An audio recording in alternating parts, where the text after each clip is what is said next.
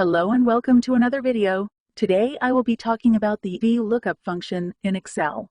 As you can see in my items sheet, I have the part number in the first column since I will be doing my lookup based on the part number.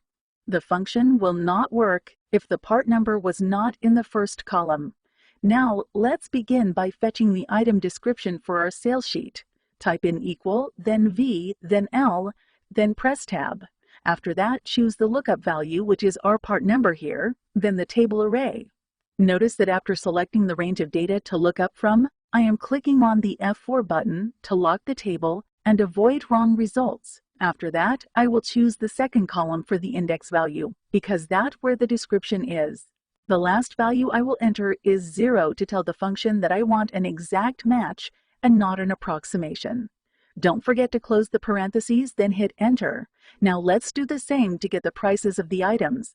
Here I am entering the exact function as before, but changing the column for index value from second to third.